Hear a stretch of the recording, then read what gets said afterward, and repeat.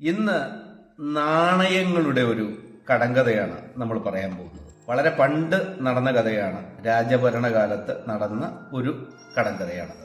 ഒരു രാജാവ് കൊട്ടാരത്തില് തന്റെ പ്രധാനപ്പെട്ട ഉപദേഷ്ടാവിനെ വിളിച്ചിട്ട് 12 സ്വർണ്ണ നാണയങ്ങൾ പുള്ളിയുടെ കയ്യിൽ കൊടുത്തു. എന്നിട്ട് പുള്ളിയോട് പറഞ്ഞു, ഇതില് ഒരു നാണയത്തിന് കുറച്ച് ഭാരം കുറവാണ്. ആ നാണയം നിങ്ങൾ എനിക്ക് കണ്ടെത്തി തരണം. അത് മിനിമം 3 പ്രാവശ്യം മാത്രമേ ഇതിനെ അളവെടുത്ത് നോക്കാൻ പാടുള്ളൂ. അതിൽ കൂടുതൽ അളവെടുത്താൽ നിങ്ങളെ ഞാൻ ഇന്ന് കൊട്ടാരത്തിൽ നിന്ന് പുറത്താക്കും.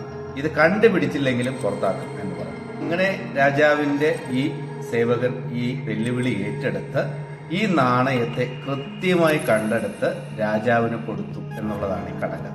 അത് എങ്ങനെയാണ് കണ്ടെത്തിയത് എന്നുള്ളതാണ് ഇന്നത്തെ ചോദ്യം. ഇതിന്റെ ഉത്തരം അറിയാവുന്നുള്ളവർ ഇപ്പൊ തന്നെ വന്ന് കമന്റ് ബോക്സിൽ പറഞ്ഞു കൊടുക്കുക. അറിഞ്ഞുകൂടാത്തവർക്കും ഉത്തരം പറഞ്ഞു കഴിഞ്ഞവർക്കും വേണ്ടിയിട്ട് നമുക്ക് ഈ റിഡില് കടങ്കഥ തുടരാം. ഈ ഉപദേശകൻ ഈ കോയിനുകളെ 3 ഗ്രൂപ്പുകളായിട്ട് തിരിക്കുകയാണ് ആദ്യം ചെയ്തത്. 4 കോയിനുകൾ വീതമുള്ള 3 ഗ്രൂപ്പുകളായി തിരിച്ചു.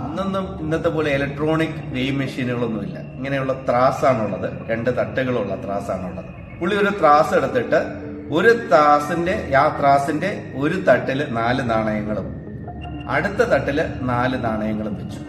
അപ്പോ 2 തട്ടും സമാസമം നിന്നു. അപ്പോ പുള്ളിക്ക് മനസ്സിലായി അടുത്തിരിക്കുന്ന 4 നാണയങ്ങളിൽ ഒരെണ്ണത്തിനാണ് വെയിറ്റ് കുറവ് എന്ന് മനസ്സിലാക്കി. പുള്ളി 8 നാണയങ്ങൾ മാറ്റി വെച്ചിട്ട് അടുത്തിരിക്കുന്ന 4 നാണയങ്ങളിൽ നിന്ന് 2 എണ്ണം എടുത്തതിനു ശേഷം 2 തട്ടുകളിലായിട്ട് വെച്ചു. അപ്പോ ഒരു തട്ട് താഴുകയും ഒരു തട്ട് ഉയരുകയും ചെയ്തു. പുള്ളി എന്ത് ചെയ്തു? ആ ഉയർന്ന തട്ടിലെ നാണയം എടുത്ത് മാറ്റി വെച്ചിട്ട് ആദ്യത്തെ സെറ്റിലുണ്ടായിരുന്ന 8 നാണയങ്ങളിൽ ഒരെണ്ണം എടുത്ത് ഈ തട്ടിൽ വെച്ചു. അപ്പോ ഇത് രണ്ടും സമാസമമായി.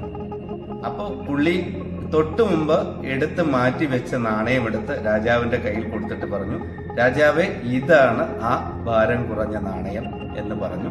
രാജാവ് അപ്പൊ തന്നെ വേറൊരു സംവിധാനത്തിലൂടെ ഇതിനെ പരിശോധിച്ച് അത് ശരിയാണെന്ന് കണ്ടുപിടിച്ച് ഇയാളെ അഭിനന്ദിക്കുകയും ചെയ്തു. ഇതിനകത്തൊരു ചോദ്യം വരാം.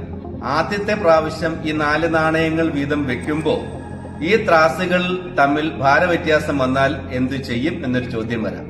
അപ്പോൾ സ്വാഭാവികമായിട്ടും അവിടെ ബാക്കിയിരിക്കുന്ന 4 നാണയങ്ങൾ ജെനുവിൻ നാണയങ്ങളാണ്. അപ്പോൾ എന്ത് ചെയ്യേണ്ടതെന്ന് വെച്ചാൽ ഈ ഉള്ള നാണയങ്ങളിൽ നിന്ന് 6 നാണയങ്ങൾ മാത്രം എടുത്തിട്ട് രണ്ടാമത് പരിശോധിക്കുക. അപ്പോൾ 6 നാണയങ്ങളിൽ ഒന്ന് 3ാമത്തെ സെറ്റിൽ നിന്ന് എടുക്കുക, എന്നിട്ട് പരിശോധിക്കുക. പിന്നെ ഒരു പ്രാവശ്യം കൂടെ പരിശോധിച്ച് നോക്കിയാൽ ഉത്തരം കറക്റ്റായിട്ട് എത്തും. അത് എങ്ങനെയാണെന്ന് കണ്ടുപിടിച്ച് കമന്റ് ബോക്സിൽ ഇടുക. ഇല്ലെങ്കിൽ ഞാൻ പറഞ്ഞു